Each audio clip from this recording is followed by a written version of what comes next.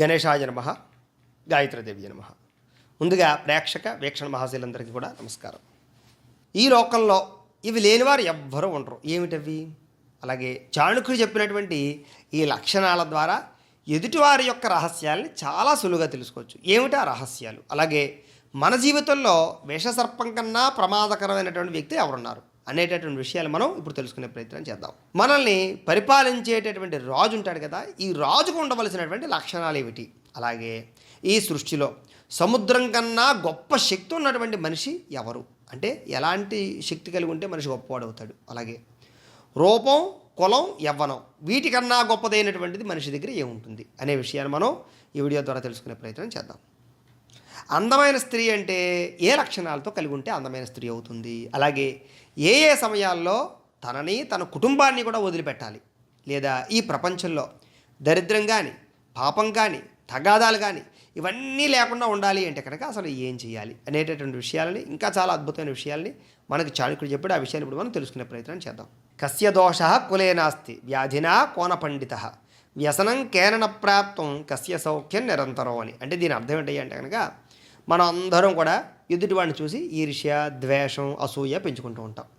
వాడు చాలా బాగున్నాడండి, వాడు చాలా గొప్పగా ఉన్నాడండి, వాడు అన్నీ అనుభవిస్తున్నాడండి, వాడికి లేని లోటు లేదండి, వాడు చాలా పెద్ద గొప్ప విద్వాంసుడండి అంటూ ఎంతసేపు కూడా నా దగ్గర ఏదో లేదు, పక్కవాడు చాలా గొప్పవాడు, వాడు పరిపూర్ణంగా ఆనందంగా ఉన్నాడని అనుకుంటాం. అయితే ఇక్కడ చాణుక్యుడు ఏం చెప్తున్నాడంటే, ఈ ప్రపంచంలో, ఈ లోకంలో పరిపూర్ణంగా ఎవడు లేడు, పరిపూర్ణంగా ఎవరు ఉండలేరు అని ఖచ్చితంగా చెప్తున్నాడు. ఈ లోకంలో పరిపూర్ణమైనది ఏదీ కాదు. ఈ లోకంలో దోషం లేని వంశం ఉండదు. అంటే ఆ వంశానికి ఎక్కడో ఒకక్కడ ఏదో దోషం ఉంటుంది. ఏదో ఒక వంశంలో ఎవడో ఒకడు ఏదో ఒక తప్పు, ఏదో ఒక పొరపాటు చేసే ఉంటాడు. కాబట్టి చాలామంది చూడండి, నా వంశం చాలా గొప్పది, మా వంశంలో పెద్ద బ్రహ్మాండమైనటువంటి గొప్ప గొప్ప వాళ్ళందరూ ఉన్నారని. అంటే ఇలాగా కొంతమంది డాంబిక ప్రదర్శన చేస్తూ ఉంటారు. నేను చాలా పెద్ద విద్వాంసుని, లేదా మా కుటుంబానికి ఏ కష్టాలు లేవు, లేదా మీరు నిరంతరం కూడా సుఖంగా ఆనందంగా ఉన్నాము. ఈ మాటలన్నీ పచ్చి అబద్ధాలు. దీన్ని ఎవరు నమ్మక్కర్లేదు. అంత స్పష్టంగా ఇక్కడ మనకి చాణుక్యుడు చెప్తున్నాడు. ఏమిటి అంటే కనుక దోషం లేని వంశమే ఈ ప్రపంచంలో లేదయ్యా. ఏదో ఒక దోషం ఖచ్చితంగా వంశంలో ఉంటుంది, అది తెలియట్లేదు అంతే. అలాగే చాలా గొప్ప విద్వాంసులు అని చెప్పుకోవచ్చు, వాడు విర్రవేయచ్చు, కానీ వాడికి ఖచ్చితంగా ఏదో ఒక రోగం ఉంటుంది. సాధారణంగా విద్వాంసులకు రోగాలు ఎక్కువ అని. ఎంచేత అంటే కనుక విద్వాంసులు అయిన తర్వాత ఆటోమేటిక్గా కొంచెం ప్రజాదరణ పెరుగుతుంది, డబ్బు విపరీతంగా వస్తుంది, కాస్త సుఖం పెరుగుతుంది, భోగాలు పెరుగుతాయి, లగ్జరీ లైఫ్ పెరుగుతుంది. ఆటోమేటిక్గానే వీటికి కూడా ఏముంటుంది అంటే కనుక రోగం ఉంటుంది. కాబట్టి సాధారణంగా విద్వాంసులు ఎక్కువగా రోగాలతో పోతూ ఉంటారు అని అదొక నానుడి. మనం కూడా బాగా దీనికి సంబంధించినటువంటి విషయాలు మనం బయట ప్రపంచంలో కూడా చూడొచ్చు. నిజంగా రైతు రోగాలతో ఎక్కువగా చనిపోతాడా, విద్వాంసులు ఎక్కువగా రోగాలతో చనిపోతారా? అంటే విద్వాంసులు అంటే ఎవరు అంటే కళా పరిపూర్ణులు కానీ, లేకపోతే కళలు కానీ, సంగీతాలు కానీ, నృత్యం కానీ, లేకపోతే రకరకాల ఎన్నో మంది ఉన్నారు, నటీనటులు కానీ, ఇలాంటి వాళ్ళందరూ చెప్పుకోవచ్చు. అంటే ఆ రకంగా ఎంత గొప్ప విద్వాంసులైనా సరే వాడు రోగానికి బలవ్వలసిందే. అలాగే కష్టం లేని కుటుంబం ఉంటుందా? ఉండదు కదా. కుటుంబం అన్నాక ఏదో కష్టం ఉంటుంది. అంచేత ఒక కుటుంబాలు చాలా బాగున్నాయి అనుకుంటాం మనం, కానీ వాళ్ళకి ఏదో కష్టం ఉంటుంది, కానీ బయటికి తెలియదు అంతే.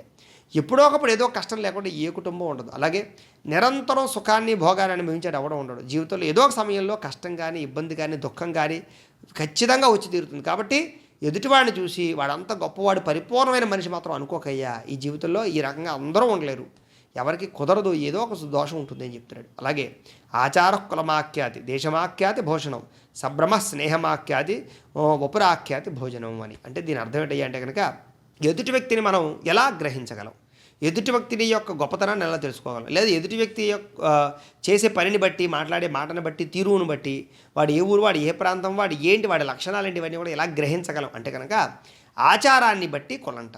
ఆచారాన్ని అంటే కనుక ఇప్పుడు ఒక బ్రాహ్మణుడు ఉన్నారనుకోండి, ఆ బ్రాహ్మణుడు వచ్చి భోజనం చేస్తున్నాడు అనుకోండి, వాడు ఇలాగ పరిశేషం చేస్తున్నాడు అనుకోండి, భోజనం చేసి ఓహో ఈయన బ్రాహ్మణ అన్నమాట అని ఆయన అన్నం తినేటప్పుడు చేసే పరిశేషాన్ని బట్టి కూడా మనం బ్రాహ్మణం తెలుసుకోవచ్చు. అంటే ఆచారాన్ని బట్టి కులం, అంటే వాడు చేసే పనిని బట్టి వాడు ఏ కులం వాడో మనకు అర్థమైపోతుంది.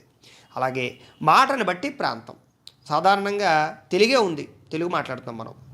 తూర్పుగోదావరి జిల్లా అంటే మా ప్రాంతం వాళ్ళు తెలుగు ఒకలా మాట్లాడతారు. అదే శ్రీకాకుళం వెళ్ళామనుకోండి, అక్కడ ఇదే భాష కొంచెం వ్యత్యాసంగా ఉంటుంది. అదే మళ్ళీ కొంచెం విజయవాడ సైడు, గుంటూరు సైడ్ వెళ్ళామనుకోండి, ఆ భాష కొంచెం వ్యత్యాసంగా ఉంటుంది. ఇదే రాయలసీమ వైపుకి వెళ్ళామనుకోండి, ఆ తెలుగు కొంచెం ప్రత్యేకంగా ఉంటుంది. అదే హైదరాబాద్ సైడ్ వెళ్ళామనుకోండి, తెలంగాణ ప్రాంతంలో ఉండే తెలుగు భాష కొంచెం వ్యత్యాసంగా ఉంటుంది. అంటే ఇదే తెలుగు, కానీ అనేక రకాల వ్యత్యాసాలతో ఉంటుంది, స్లాంగ్ మారిపోతుంది కదా. అంటే మనం మాట్లాడే మాటను బట్టి మాట్లాడేటటువంటి వాడు తూర్పుగోదావరి జిల్లా వాడా, లేకపోతే ఇంకొక చోట పుట్టినటువంటి వాడా, హైదరాబాద్ వాడా, అంటే మాట్లాడేటటువంటి మాటను బట్టి ప్రాంతాన్ని తెలుసుకోవచ్చు. మాటని బట్టి ప్రాంతం, ఎక్కడి నుంచి వచ్చాడు వీడు, ఎక్కడ పుట్టి పెరిగాడు అనే విషయాన్ని కదా. అంచేత స్పష్టంగా దాన్ని బట్టి తెలుసుకోవచ్చు. అలాగే ఆదరణను బట్టి స్నేహము. ఆదరణ అంటే ఏంటి అంటే కనుక ఒకడు మనల్ని బాగా రిసీవ్ చేసుకుంటున్నాడు, బాగా గౌరవిస్తున్నాడు, లేదా మనకి ఏదైనా హెల్ప్ కావాలంటే కూడా ఖచ్చితంగా చేస్తున్నాడు, మనల్ని బాగా అగ్గగ్గలాడుతూ ఉన్నాడు అంటే అలాంటి వాడిని చూస్తే మనకు అర్థం అవ్వాల్సింది ఏంటంటే వీడికి చాలామంది స్నేహితులు ఉంటారో అని అర్థం చేసుకోవాలి. కారణం ఏంటి అంటే ఈ రకంగా రెస్పెక్ట్ ఇచ్చేవాడు, రెస్పెక్ట్ పుచ్చుకునేటటువంటి వాడు, లేదా మన కోసం శ్రమించేటటువంటి ఆలోచన ఉన్నవాడు, స్నేహపూర్వకంగా ఉన్నవాడికి ఎప్పుడూ చాలామంది స్నేహితులు ఉంటారు. అంతేగాని రెక్లెస్గా సమాధానం చెప్పేవాడు, లేకపోతే కనుక ఏదో వదిలించుకోవడానికి ప్రయత్నం చేసేవాడు, అలాంటి వాళ్ళ దగ్గర ఎవ్వరూ ఉండరు బద్ధకస్తుల దగ్గర.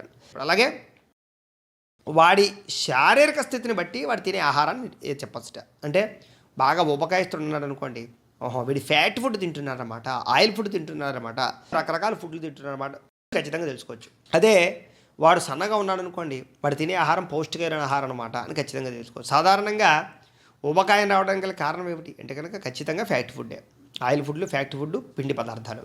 అదే మనం సలాడ్ లాంటివి అంటే వెజిటబుల్ సలాడ్స్ కానీ, ఫ్రూట్ సలాడ్స్ కానీ, లేకపోతే కనుక మొలకెత్తిన విత్తనాలు కానీ, పౌష్టికాహారం కానీ, మితాహారం కానీ తింటే ఖచ్చితంగా ఊబకాయాలు రావు.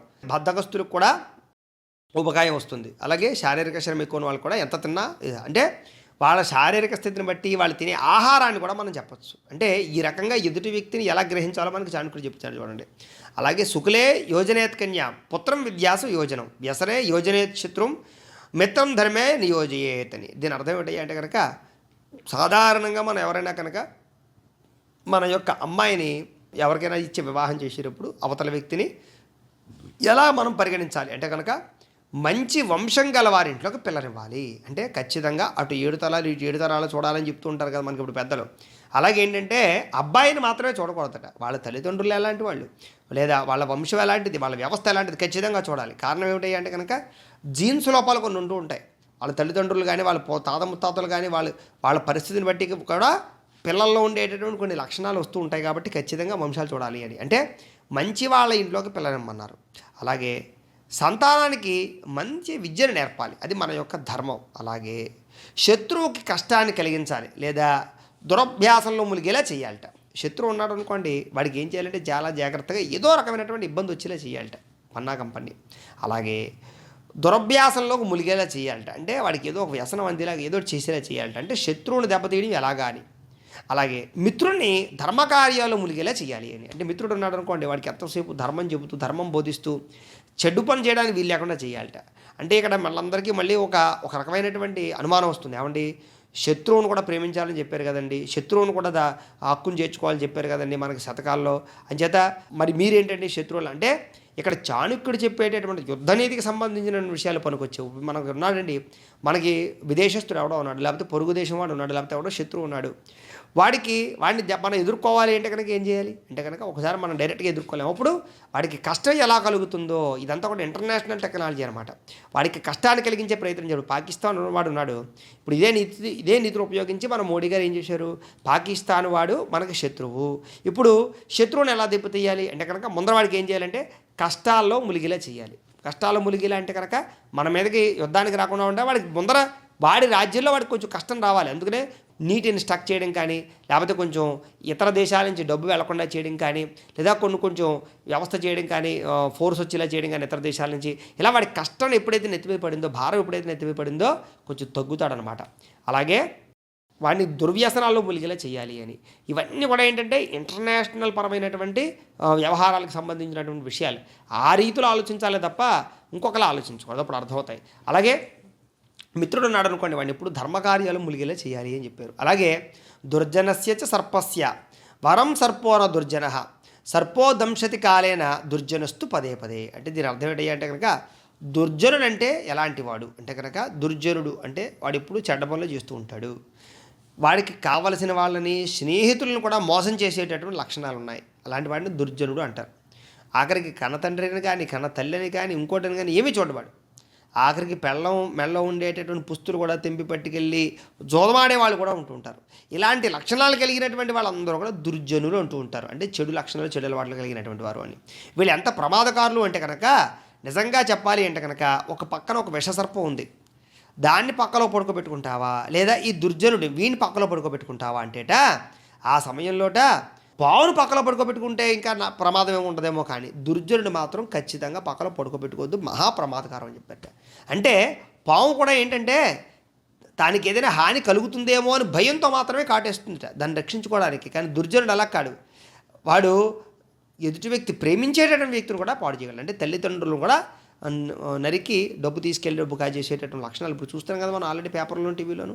అంటే తల్లిదండ్రులను కూడా ఆస్తి గురించి చంపేటటువంటి వాళ్ళు ఎవరు ఉంటారో వాళ్ళు దుర్జనులు అనమాట. దుర్జనులు అంటే వాడు ఎంత ప్రమాదకరం అంటే, బాగుందనుకోండి, నాకు ప్రమాదం అనిపిస్తేనే అది కాటేస్తుంది తప్ప లేకపోతే దాని పని చేసుకుంటూ పోతుంది. కానీ వీడు అలా కాదు, వీడికి ఎలాంటివి అంటే వీడిని రక్షించేవాడు, వీడిని ప్రేమించేవాడు కూడా డబ్బు కోసం హతమార్చడానికి ప్రయత్నం చేస్తాడు. అంచేత పాము కన్నా ప్రమాదకారి దుర్జనుడు. అలాంటి వాడికి అస్సలు చాలా దూరంగా ఉండమని మనకి సుస్పష్టంగా చెప్తున్నాడు చాణక్యుడు. చూడండి ఎంత గొప్ప విషయాన్ని చెప్పాడు. ఇవన్నీ చాలా ఆషామాషి విషయాలు కాదు, మనం చాలా జాగ్రత్తగా తెలుసుకోవాలి. కాబట్టి అంత అద్భుతమైన విషయాలు ఇంకా చాలా చెప్పాడు. అవి తదుపరి వీడియోలో మనం తెలుసుకునే ప్రయత్నం చేద్దాం. గోబ్రాహ్మణేభ్యః శుభమస్తు నిత్యం, లోకాః సమస్తాః సుఖినో భవంతు. స్వస్తి.